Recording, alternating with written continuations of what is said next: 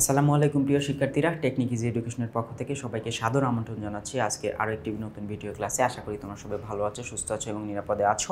আমি ইমরান মাহমুদুল শিফাত চলে এলাম তোমাদের জন্য আজকে দিনাজপুর বোর্ড 2025 সালের প্রশ্ন সলভ করবো। সেজন্য চলো আমরা দেখি দিনাজপুর বোর্ড 2025 সালে যে প্রশ্নটি এসেছিল সেটা হচ্ছে May Day or international workers day.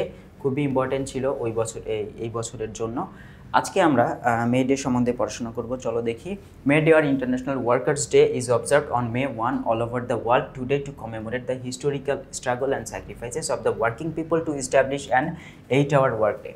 এক কথায় বলতে গেলে মে দিবস অথবা আন্তর্জাতিক শ্রমিক দিবসটি উদযাপিত হয় পুরো বিশ্ব জুড়ে। কয় তারিখে? মে মাসের 1 তারিখে প্রতি বছরে। এবং বর্তমান সময় এটি উদযাপিত হওয়ার কারণটা কি? কারণটা হচ্ছে এটা হচ্ছে স্মরণ করতে। হ্যাঁ, কি স্মরণ করতে? এই স্মরণের জায়গাটা হচ্ছে রিমেম্বার করা বা স্মরণ করার জায়গা হচ্ছে ঐতিহাসিক যে কি ছিল, স্ট্রাগল বা সংগ্রাম ছিল, এবং পাশাপাশি এখানে স্যাক্রিফাইস দেখেছিলাম। স্যাক্রিফাইস মানে হচ্ছে ত্যাগ। হ্যাঁ, এই ত্যাগটা কাদের ছিল? কর্মজীবী মানুষের। কিসের জন্য? টু এস্টাবলিশ মানে হচ্ছে প্রতিষ্ঠা করতে। কি প্রতিষ্ঠা করতে?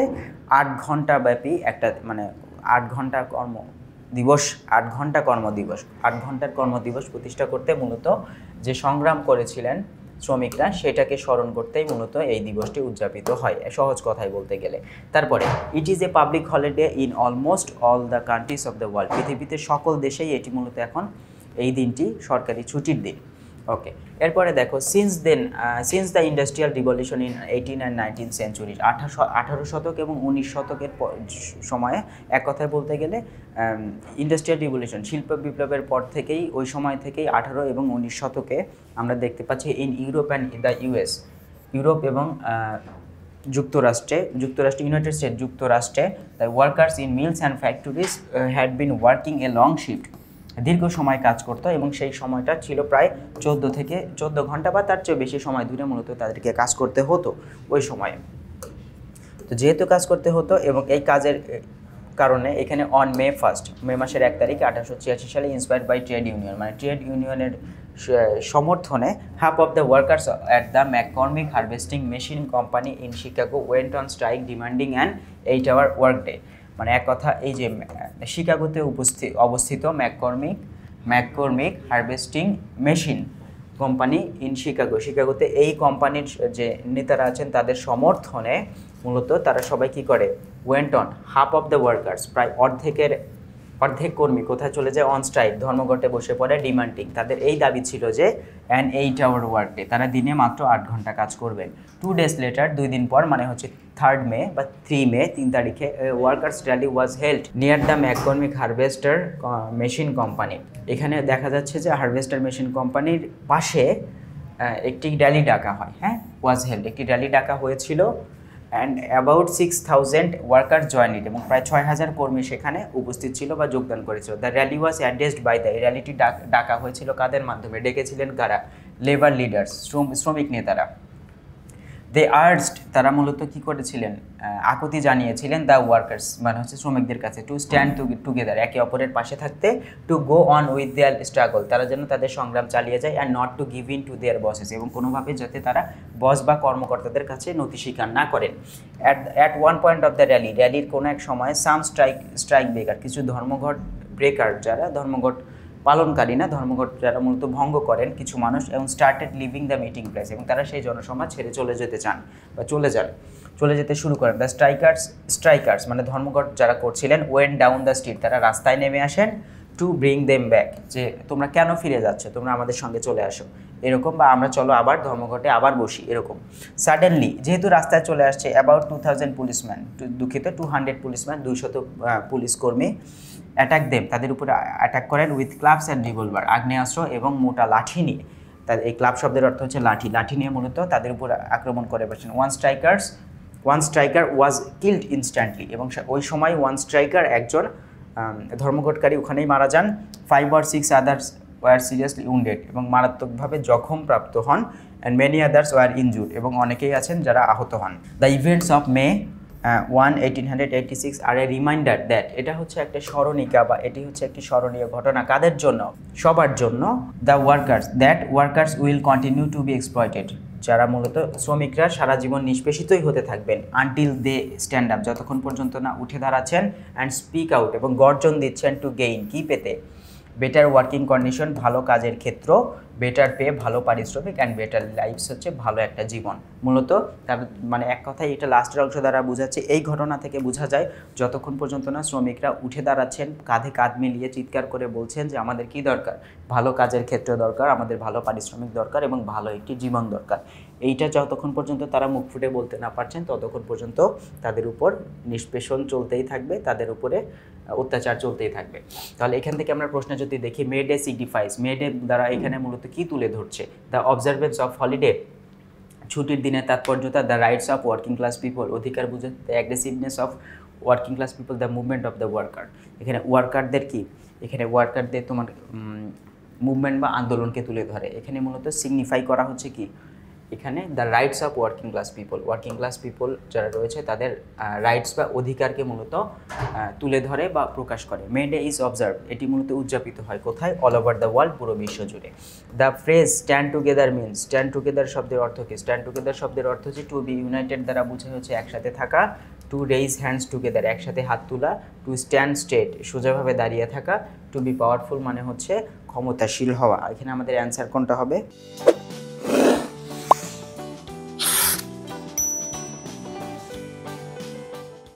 প্রিয় শিক্ষার্থীরা, আমরা এখান থেকে অ্যান্সার কোনটা দেখতে পারি, আমরা মূলত এখানে একসাথে থাকার কথা বলা হচ্ছে। টু বি ইউনাইটেড মানে হচ্ছে একত্রিত হওয়ার কথা বলা হচ্ছে, স্ট্যান্ড টুগেদার মানে হচ্ছে একত্রিত থাকা। Which of the following best describes the workers made before first, মানে মে মাসের 1 তারিখের আগে তাদের অবস্থা কেমন ছিল, তারা কি সুবিধাপ্রাপ্ত বেনিফিটেড ছিল, উপকৃত ছিল না, প্রিভিলাইজ ছিল সুবিধাপ্রাপ্ত ছিল না, সলভেন্ট মানে সচ্ছল ছিল না, তারা ছিল ডিপ্রাইভড বা বঞ্চিত, তারা বঞ্চিত ছিল। এখানে আমাদের অ্যান্সার হবে হচ্ছে বঞ্চিত। তারপরে আমরা যদি দেখি, what is the synonym of the word inspired, inspired শব্দের অর্থ কি, ইন্সপায়ার্ড শব্দের অর্থ হচ্ছে উৎসাহ প্রদান করা, মোটিভেট করা। আমাদের এখানে অ্যান্সার হবে হচ্ছে মোটিভেট করা। What does trade union represent, trade union মূলত কাদেরকে নিয়ে কাজ করে বা কাদেরকে সবার সামনে নিয়ে আসে বা কাদেরকে তুলে ধরে। আমরা দেখেছি ট্রেড ইউনিয়ন মূলত ওয়ার্কার্সদেরকে তুলে ধরবে, ওয়ার্কার্সদের সাপোর্ট করে। What did the workers want to establish, তারা কী প্রতিষ্ঠা করতে চেয়েছিল, তারা প্রতিষ্ঠা করতে চেয়েছিল what did the workers want to establish, তারা কী প্রতিষ্ঠা করতে চেয়েছিলেন, অ্যান 8 আওয়ার ওয়ার্ক ডে, মানে দিনে মাত্র 8 ঘন্টা তারা কাজ করবেন। এখানে 14 আওয়ার ওয়ার্ক ডে তো হবেই না, আর হচ্ছে to make May Day public holiday, এটাকে সরকারি ছুটির দিন হিসেবে ঘোষণা করতে চেয়েছিল। তারা কি বলেছিলেন যে এটাকে সরকারি ছুটির দিন হিসেবে ঘোষণা করা হোক? তারা বলেননি, তাদের উদ্দেশ্য ছিল 8 ঘন্টা, মাত্র 8 ঘন্টা তারা কাজ করবেন এবং এটাকে একটা স্বীকৃতি দেয়া, এটাই জাস্ট, এটা হচ্ছে তাদের চাওয়া ছিল। ঠিক আছে, এরপরের প্রশ্নে আমরা চলে যাই, why is May day observe today, কেন এটি উদযাপিত হয়? আর এরপরের প্রশ্ন হচ্ছে, when and where are rally was held, কোথায় এবং কখন একটি র্যালি উদযাপিত হয়েছিল, কোথায় এবং কখন র্যালি উদযাপিত হয়েছিল? তাহলে এখানে আমাদের অ্যান্সার কি আসবে? 412। আমরা প্রশ্নে চলে আসছি যে এটি কেন উদযাপিত হয়। Today May Day is observe, এটি উদযাপিত হয় টু অনার, সম্মান করতে, the historical struggle and sacrifices, হ্যাঁ এখানে ঐতিহাসিক এইখানে স্ট্রাগল এবং স্যাক্রিফাইসকে মূলত সম্মান করতে, অফ দ্য ওয়ার্কিং পিপল, এখানে জাস্ট শুধু এখানে এই যে এখানে ইজ অবজার্ভ টু অনার, এই যে এখানে টু অনার সম্মান করতে, এই কথাটাই কিন্তু এক্সট্রা, তাছাড়া বাকি অংশটুকু প্যাসেজ থেকে নেওয়া হয়েছে। Of the working people due to which, যেটির কারণে workers today enjoy a maximum wage, যেটি হচ্ছে কি সর্বনিম্ন একটি, মানে এক কথা ফিক্সড একটা ওয়েজ, বা হচ্ছে যদিও কম তারপরেও সেটা ফিক্সড, এক একজনের ক্ষেত্রে এক একটা না, একটা যে ওয়েজ শব্দের অর্থ পারিশ্রমিক, সেফটি লস আইন বা হচ্ছে নিরাপত্তা আইন উপভোগ করছে, অ্যান্ড 8 আওয়ার ওয়ার্ক ডে, এবং 8 ঘন্টা যাবৎ একটা কর্মদিবস পেয়েছে তারা। এজন্যই মূলত কি এইগুলো পাওয়ার জন্যই মূলত কি হয়েছিল, এই যে ওয়ার্কিং পিপল স্যাক্রিফাইস করেছিল এবং স্ট্রাগল করেছিল, ঐতিহাসিক একটা স্ট্রাগল ছিল, এবং সেটাকেই মূলত স্মরণ করতে আজকে এই মে ডে উদযাপিত হয়। 2 নম্বরের প্রশ্নটা ছিল হচ্ছে র্যালি কোথায় এবং কবে উদযাপিত হয়েছিল, আর র্যালি ওয়াজ হেল্ড, হ্যাঁ কোথায় হয়েছিল, তাই না, হেল্ড অন 3rd মে, প্রথমে চেয়েছিল যে কখন হয়েছিল, তাহলে 3rd মে ইন 1886, 1886 সালে, কত সালে হয়েছিল, 1886 সালে মূলত এটি উদযাপিত হয়েছিল। আর এই যে 1886 সালে যে উদযাপিত হলো, এই 1886 সালে উদযাপন হয়েছিল এবং কোথায় হয়েছিল, near the McCormick harvester machine company, এখানে harvester machine company, McCormick harvester machine company, বাংলায় কী হবে, ম্যাককর্মিক হারভেস্টার মেশিন কোম্পানির নিকটে 1886 সালের 3 মে মূলত এই অনুষ্ঠানটি বা র্যালিটি উদযাপিত হয়েছিল। ঠিক আছে, পাস্ট টেন্সের প্রশ্ন, পাস্ট টেন্সের অ্যান্সার। প্রিয় শিক্ষার্থীরা, আমরা এ পর্যন্ত দেখেছি যে আমাদের মূলত 1886 সালের 3 মে এটি র্যালিটি অনুষ্ঠিত হয়েছিল এবং এটা হয়েছিল কোথায়? দ্য ম্যাককর্মিক হারভেস্টার মেশিন কোম্পানির সামনে বা পাশে। ঠিক আছে, এখন তাদের যে ডিমান্ডটা কী ছিল, আমাদের 3 নম্বর প্রশ্ন যেটা ছিল, সি নম্বরে যে প্রশ্নটা ছিল, আমরা চলো সি নম্বর প্রশ্নটা একটু দেখি। দিনাজপুর বোর্ড, এটাতেই মূলত আমাদের প্রশ্নটা। ওকে, সি নম্বর প্রশ্নটা ছিল হোয়াট ওয়াজ দ্য ডিমান্ড, তাদের ডিমান্ড কী ছিল অফ দ্য স্ট্রাইকার যারা ধর্মঘট পালনকারী ছিল তাদের ডিমান্ড কী ছিল, তারা কী চাচ্ছিল অ্যাকচুয়ালি, প্রথম কথা। দ্বিতীয় কথা হচ্ছে what do the event May one remind, এই তারিখটা আমাদেরকে কী স্মরণ করিয়ে দেয়, তাই না? এটা আমাদেরকে কি স্মরণ করিয়ে দেয়। আর what did the labour leaders call the workers to do, তাদেরকে কি করতে বলেছিল। How were they involved with in the clash, কীভাবে তারা মূলত এই আন্দোলনে বা হচ্ছে যে ক্লাশ মানে সংঘর্ষে কীভাবে তারা জড়িয়ে পড়ে। তাহলে প্রথম প্রশ্ন তাদের ডিমান্ড কী ছিল, তারপরে হচ্ছে এটা আমাদের কি স্মরণ করিয়ে দেয়, কীভাবে তারা এই সংঘর্ষে জড়িয়ে পড়ে। চলো আমরা অ্যান্সারটা দেখে নিই। আচ্ছা, প্রথম প্রশ্ন ছিল তাদের ডিমান্ড কী ছিল। The demand of the strikers was, এখানে দেখো অনেকে স্ট্রাইকার্স দেখে ওয়ার বসাতে পারো না, যখন এই যে প্রিপোজিশন থাকবে তখন বেশিরভাগ ক্ষেত্রেই পূর্বের নাউনটি ধরে বসানো হয়। তাহলে এখানে ডিমান্ড ছিল, দ্য ডিমান্ড একটি, was an 8 hour work day, 8 hour work day, তাদের একটি 8 ঘন্টার কর্মদিবস, এটা হচ্ছে তাদের চাওয়া ছিল। তাদের চাওয়া ছিল হচ্ছে 8 ঘন্টার কর্মদিবস, এটাই হচ্ছে একমাত্র চাওয়া, 8 ঘন্টার কর্মদিবস। তাহলে এটা পাস্ট ইনডিফিনিট টেন্সের প্রশ্ন, অ্যান্সারটা হচ্ছে পাস্ট ইনডিফিনিটে। ঠিক আছে, এরপরের প্রশ্নটা ছিল হচ্ছে এই দিনটা মূলত আমাদেরকে কি স্মরণ করিয়ে দেয়, এটা কি মানে ঘটনাটি কি স্মরণ করিয়ে দেয়। The event of the May reminders, এটি আমাদেরকে স্মরণ করিয়ে দেয় যে ইভেন্টস প্লুরাল, এজন্য এটা হচ্ছে তোমার থার্ড পারসন প্লুরাল হওয়ার কারণে ভার্বের সাথে এসিএস আসে নাই প্রেজেন্ট ইনডিফিনিট টেন্সে। The events of the May Day, May দিবসের যে ঘটনাগুলো এগুলো আমাদেরকে কি স্মরণ করিয়ে দেয়। That the workers will be exploited, ওয়ার্কার্সরা অবশ্যই নিষ্পেষিত হতে থাকবে কন্টিনিউয়াসলি, হ্যাঁ দিনের পর দিন, ডে বাই ডে বলা যায়। If they do not stand up, যদি তারা কী করে একে অপরের সাথে না দাঁড়ায়, যদি তারা উঠে না দাঁড়ায়। অ্যান্ড স্পিক আউট এগেইনস্ট, এবং তারা কথা না বলে all kinds of odd circumstances, odd circumstances মানে হচ্ছে বিব্রতকর পরিস্থিতি, মানে এক কথা বিব্রতকর পরিস্থিতির বিপক্ষে যারা, যতক্ষণ পর্যন্ত তারা কণ্ঠ না মিলাবে বা হচ্ছে বিব্রতকর পরিস্থিতিতে যখন কণ্ঠ দিয়ে প্রতিবাদ না করবে ততক্ষণ পর্যন্ত তাদেরকে কী করা হবে, নিষ্পেষণ করা হবে। এটা ছিল আমাদের 2 নম্বর প্রশ্নের আনসার। প্রশ্ন ছিল প্রেজেন্ট ইনডিফিনিট টেন্স, আমাদের উত্তরও প্রেজেন্ট ইনডিফিনিট টেন্সেই এসেছে। এখন পরের প্রশ্নটা ছিল হচ্ছে আমাদের মূলত আমরা যদি একটু প্রশ্নটা দেখে নিই তাহলে তোমাদের জন্য সবচেয়ে বেশি ভালো হয়। 412 পৃষ্ঠায় ছিল।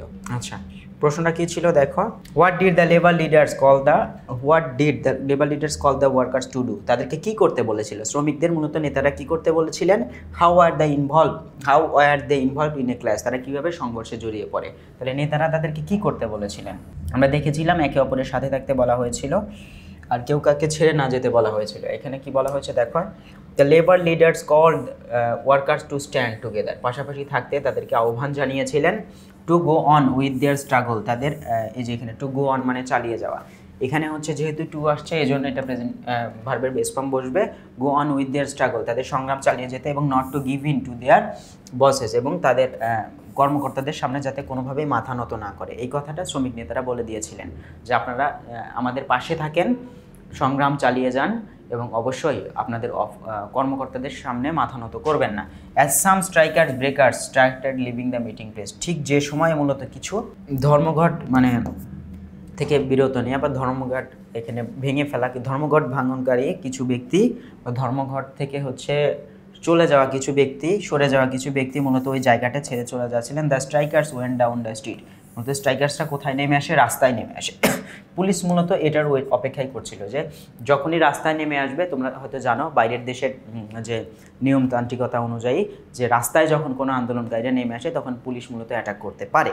ঠিক আছে, মানে এটা বাইরের দেশের, যদিও বলা হয় সভ্য দেশ, যদিও সভ্য দেশ না, তথাকথিত সভ্য দেশ। তো তার পুলিশও ওয়েট করছিল যখনই তারা রাস্তায় নেমে আসে, ওই রাস্তায় নামার সঙ্গে সঙ্গে তারা কি করে মূলত অ্যাটাক করে যে street to bring them back, তাদেরকে ফিরিয়ে আনার জন্য যে মুহূর্তে কি করা হয়, যে মুহূর্তে মূলত তারা মানে ফিরিয়ে আনার উদ্দেশ্যে রাস্তায় নামে। অল অন এ সাডেন, হঠাৎ করে পুলিশম্যান অ্যাটাকড দেম, পুলিশেরা মূলত কী করেন, অ্যাটাক করেন উইথ ক্লাবস অ্যান্ড রিভলভার, লাঠি সোটা সহ এবং পাশাপাশি রিভলভার আগ্নেয়াস্ত্র সহ, গোলাগুলি সহ। দাস, তাই they were involved in a serious clash এবং এই মুহূর্তেই তারা মূলত একটি বিপজ্জনক সংঘর্ষের সম্মুখীন হয়ে যায়। তাহলে আমরা এখান থেকে দেখতে পেলাম যে নেতারা যারা আছেন নেতারা কি বলেছেন, নেতারা বলেছিলেন যে তারা যেন একে অপরের সঙ্গে থাকে, একে অপরের পাশে থাকে, কোনোভাবেই যাতে সেই জায়গা ছেড়ে না যায় বা তাদের স্ট্রাগল যাতে তারা চালিয়ে যায় এবং পাশাপাশি তাদের বসেস বা কর্মকর্তা যারা আছেন, হ্যাঁ, তাদের সামনে অফিসের বসদের সামনে কখনোই যেন মাথা নত না করেন এবং এই কথাগুলো বলার পাশাপাশি তাদেরকে একসাথে থাকতে বলেন।